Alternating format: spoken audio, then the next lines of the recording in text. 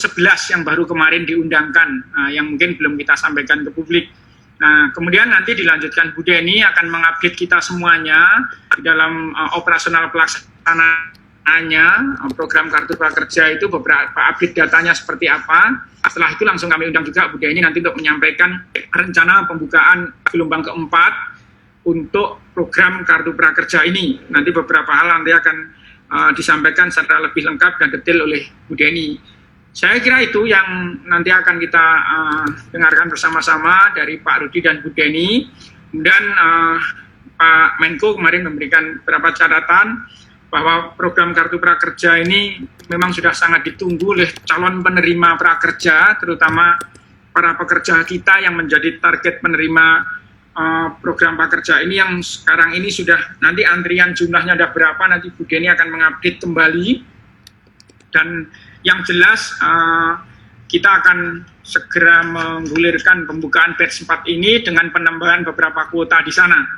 Karena itu saya untuk lebih efektif lagi, kita menghemat waktu, saya akan undang dulu Pak Rudi untuk menyampaikan beberapa hal terkait dengan perkembangan regulasi, kemudian beberapa pengaturan di dalam konteks peningkatan tata kelola Kartu Prakerja ini. Kami persilakan Pak Rudi. Terima kasih Pak Ses. Assalamualaikum warahmatullahi wabarakatuh. Yang saya hormati Pak Ses Menko, Bu Deni, teman-teman media yang saya hormati, baik itu media elektronik, media cetak maupun media sosial. Seperti yang tadi disampaikan oleh Pak Ses Menko, bahwa kami telah melakukan beberapa perbaikan untuk tata kelola program Kartu Prakerja ini, dan perbaikan-perbaikan tersebut sudah dituangkan yang pertama di dalam Perpres 76 tahun 2020 sebagai perubahan atas Perpres 36 tahun 2020, juga melalui Permenko 11 tahun 2020 tentang aturan pelaksanaan dari Perpres 36 dan telah diubah menjadi 76. Nah, di dalam Perpres 76 yang telah ditetapkan pada tanggal 8 Juli oleh Bapak Presiden, ada beberapa pokok-pokok perubahan tata kelola yang tadi waktu itu pernah kita sampaikan. Nah, di dalam Permenko 11 yang sudah ditandatangani oleh Pak Menko Perekonomian pada tanggal 4 Agustus yang saat ini dalam proses pengundangan, itu juga mengalami banyak perubahan.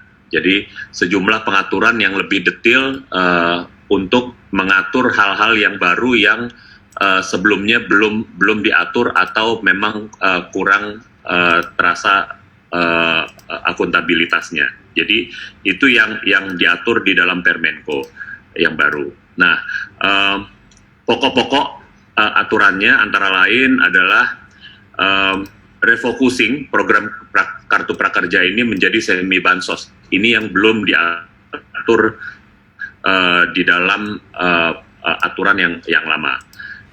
Selain itu juga program Kartu Prakerja ini yang semula tadinya bertujuan untuk meningkatkan kompetensi dan produktivitas, kini juga didorong untuk lebih untuk pengembangan wirausaha. Lalu yang kedua, Permenko ini juga memastikan bahwa Kartu Prakerja ini menjangkau mereka yang yang paling membutuhkan bantuan, dengan prioritas pada mereka yang terdampak pandemi COVID dan belum menerima bansos selama masa pandemi COVID ini. Jadi data yang kami dapatkan dari Ibu Menaker kemarin bahwa yang semula data orang-orang yang ter-PHK dan dirumahkan ini berjumlah 1,7 juta orang, saat ini telah meningkat menjadi 2,1 juta orang. Nah, ini yang harus kita prioritaskan untuk masuk ke dalam program Kartu Prakerja. Selain itu, di dalam Permenko 11 juga mengatur pengecualian terhadap siapa-siapa yang bukan berhak untuk menjadi peserta Kartu Prakerja, yakni antara lain pejabat negara, aparatur sipil negara, anggota Polri atau prajurit TNI, kepala desa dan perangkat desa, direksi, komisaris, dan Dewan Pengawas BUMN, serta pimpinan dan anggota DPRD. Lalu di dalam Permenko ini juga mengatur tentang mekanisme pendaftaran, yang tadinya di dalam aturan yang lama kita hanya mengenal satu metode pendaftaran, yakni secara daring. Saat ini di dalam Permenko 11 kita atur juga ada pendaftaran secara luring atau offline. Nah, ini yang proses bisnis, tata cara pendaftaran, seleksi, dan penetapan penerima kartu prakerja ini diatur dan dikoordinasikan oleh Kementerian Ketenagakerjaan. Nah, aturan teknis tersebut nantinya akan dibuat oleh Kementerian Ketenagakerjaan untuk mengatur pendaftaran secara luring ini, namun harus tetap berpedoman pada Permenko 11 tahun 2020. Selanjutnya, pelatihan-pelatihan yang saat ini memang kita belum detilkan pengaturannya.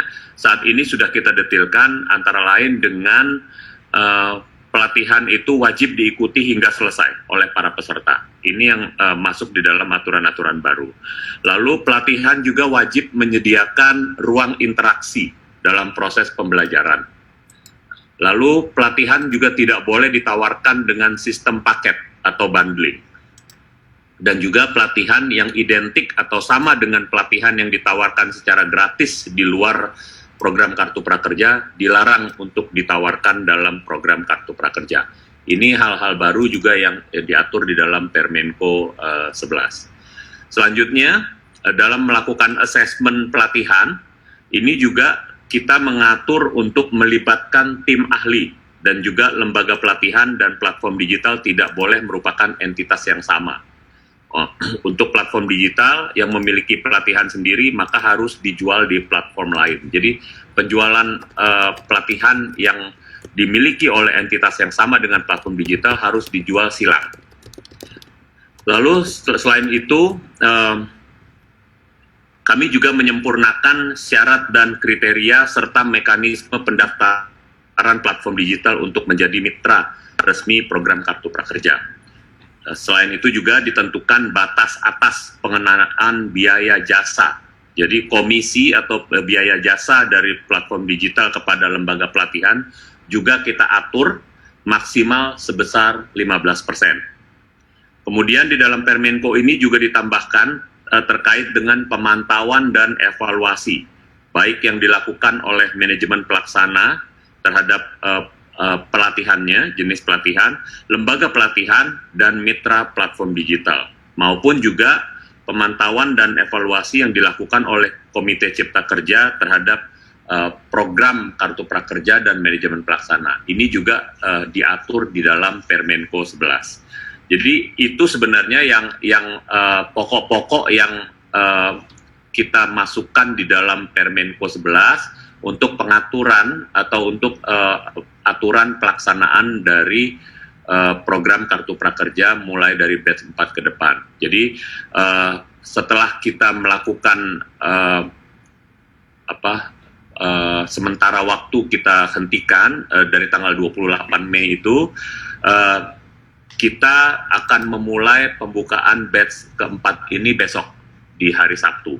Jadi ini yang mungkin nanti mohon bantuan juga dari teman-teman media untuk mensosialisasikan juga kepada masyarakat luas terkait dengan pembukaan program Kartu Prakerja batch 4 ke depan. Dengan nantinya kuota yang kita akan dorong ini lebih besar lagi, nanti yang akan dijelaskan oleh Ibu Deni selaku Direktur Eksekutif dari program Kartu Prakerja. Mungkin itu Pak pokok-pokok yang substansi dari Permenko 11 tahun 2020 yang sudah kita selesaikan dan sudah ditandatangani oleh Pak Menko pada tanggal 4 Agustus kemarin. Terima kasih Pak. Baik, terima kasih Pak Rudi. Jadi teman-teman media, tadi Pak Rudi sudah menjelaskan beberapa pokok-pokok substansi Permenko nomor 11 tahun 2020 tentang pengembangan kompetensi kerja melalui program Kartu Prakerja yang merupakan amanah dari pelaksanaan Perpres nomor 76 tahun 2020 yang mulai berlakunya per hari ini setelah diundangkan, ditandatangani Pak Menko-nya tanggal 4 Agustus kemarin. Nah, tadi Pak Rudi sudah menyampaikan Perpres 76 yang baru yang beberapa waktu lalu dikeluarkan, kemudian juga Permenko 11 2020 yang mulai berlaku per hari ini, itu sebenarnya lebih nanti untuk menjadi dasar di dalam pembukaan batch 4 ke depan.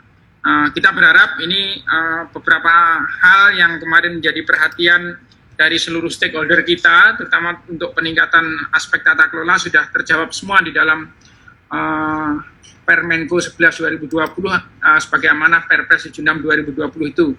Nah, kemudian tadi Pak Rudi sudah menyampaikan kalau kemarin pelaksanaan batch 1 sampai batch 3 kita stop di 28 Mei ya, menunggu beberapa penyempurnaan ini. Nah, insya Allah mulai besok hari Sabtu 8 Agustus nanti Bu Deni yang akan mendetailkan, kita akan mulai membuka kembali batch 4 dari program Kartu Prakerja.